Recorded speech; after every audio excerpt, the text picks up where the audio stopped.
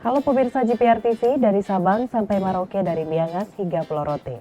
Bertemu lagi bersama saya Mona Azharinisa dalam Kominfo Newsroom. Halo pemirsa GPR TV, dari Sabang sampai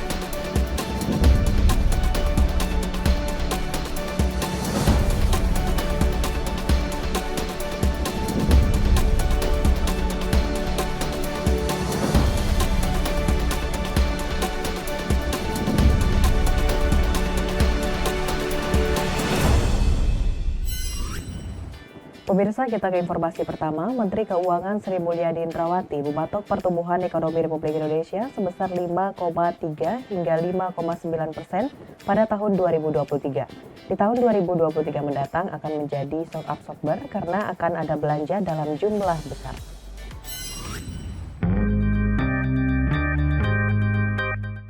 Pandemi dan perubahan geopolitik menjadi beberapa faktor yang mempengaruhi postur APBN. Kebijakan ekonomi makro dan pokok kebijakan fiskal pada tahun 2023 mendatang. Hal ini disampaikan oleh Menteri Keuangan Sri Mulyani usai menghadiri rapat paripurna DPR Republik Indonesia di Jakarta. Menku mengatakan asumsi pertumbuhan ekonomi tahun depan berkisar antara 5,3 hingga 5,9%, sedangkan asumsi inflasi pada rentan 2 hingga 4%. Sehingga pihaknya menyatakan APBN tahun 2023 akan menjadi shock absorber atau peredam kejut, dengan konsekuensi belanja untuk subsidi kompensasi meningkat serta fokus belanja akan diberikan kepada perlindungan masyarakat. Hal tersebut pun dilakukan guna menjaga daya beli dan momentum ekonomi maupun kesehatan APBN atau konsolidasi fiskal. Untuk dijaga kesehatannya sehingga mampu menjadi shock absorber dan counter cyclical yang bisa diandalkan. Untuk itu, APBN 2023 akan tetap memfokuskan pada perbaikan produktivitas dan transformasi ekonomi sehingga ekonomi kita akan tumbuh secara inklusif dan berkelanjutan. Dalam rapat kerjanya bersama Badan Anggaran DPR RI, Menteri PPN atau Kepala Bappenas Suharso Monoarfa menyampaikan rancangan rencana kerja pemerintah tahun 2023. Salah satunya target penurunan angka kemiskinan hingga 7,5% pada tahun 2023.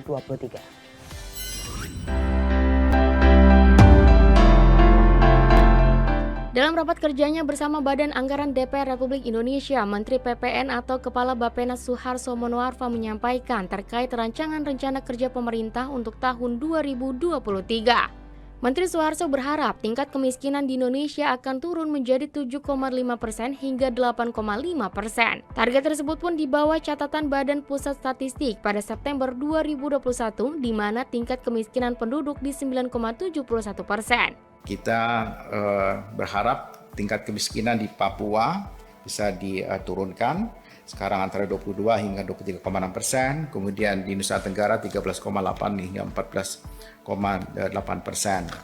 Adapun beberapa target lainnya, Menteri Suharso menyebut pertumbuhan ekonomi dengan target 5,3 hingga 5,9%, penurunan emisi gas rumah kaca yang ditargetkan turun menjadi 27,2%, tingkat pengangguran terbuka dengan target 5,3 hingga 6,0%, rasio Gini dengan nilai 0,375 hingga 0,378, dan terakhir adalah indeks pembangunan manusia yang ditargetkan meningkat menjadi 7,5 hingga 8,5%. Lebih lanjut, pihaknya juga menambahkan untuk mencapai hal tersebut pada target jangka menengah, Indonesia membutuhkan transformasi ekonomi serta peningkatan produktivitas. Meskipun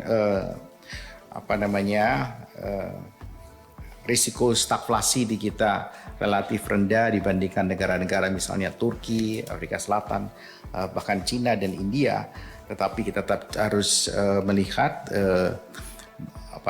bagaimana kita mengembalikan posisi kita sebagaimana yang kita alami sebelum COVID.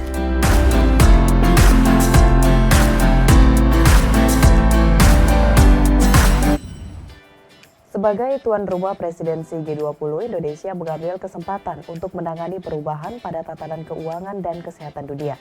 Salah satunya dengan membentuk Financial Intermediary Fund atau FIF yang berperan mencegah dampak rambatan inflasi dan upaya melindungi masyarakat juga menstabilkan ekonomi.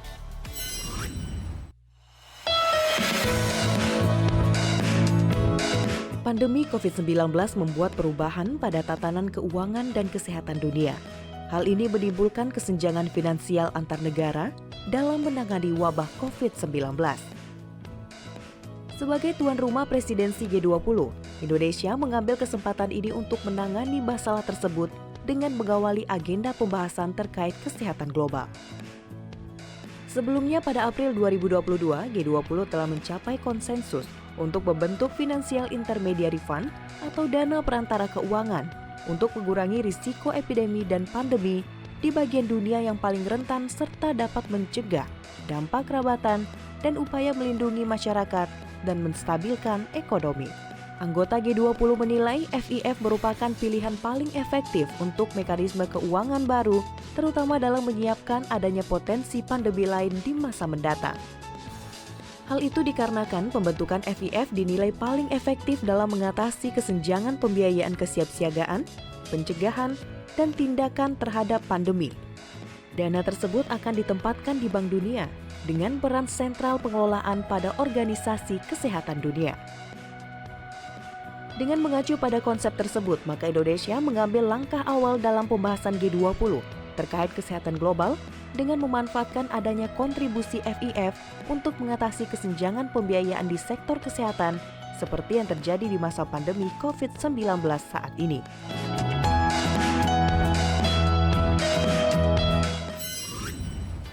Pemirsa, pengembangan industri 4.0 erat kaitannya dengan aspek lingkungan, sosial, dan tata kelola standar.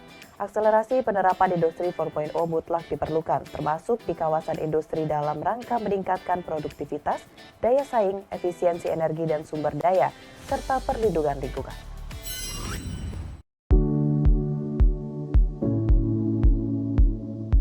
Pada konferensi internasional Eco-Industrial Park dengan tema Accelerating Eco-Industrial Park for Inclusive and Sustainable Industrialization dalam rangka Road to G20 Event Indonesia 2022, Menteri Perindustrian Agus Gumiwang Kartasasmita menyampaikan bahwa pengembangan Eco-Industrial Park akan mendorong industrialisasi yang inklusif dan berkelanjutan. Penerapan Eco-Industrial Park dinilai perlu dilakukan mulai tahap penyusunan rencana induk atau master plan yang berisikan rencana pembangunan infrastruktur energi dan kelistrikan dengan menggunakan energi baru terbarukan, pemanfaatan sumber daya air yang efisien, hingga penerapan sistem manajemen lingkungan yang terstandar. Kawasan industri dapat dikatakan mulai menerapkan EIP apabila telah meningkatkan performansi dari sisi lingkungan, ekonomi, sosial, efisiensi sumber daya, serta kemudahan konektivitas dan komunikasi. Hal tersebut dapat dicapai melalui minimalisasi dampak lingkungan dan transformasi digital dengan terciptanya green design dari infrastruktur, perencanaan dan penerapan konsep produksi bersih, pencegahan polusi, pengelolaan limbah, pengendalian emisi, dan efisiensi energi.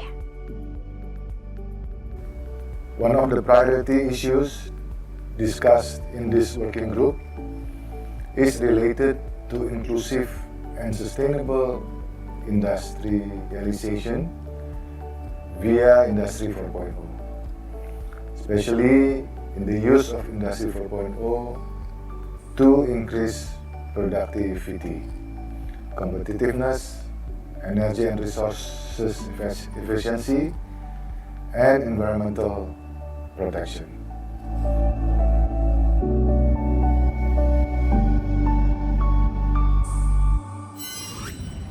Pemirsa, usai jeda kami akan kembali dengan berbagai informasi lainnya. Tetaplah bersama Kominfo Newsroom.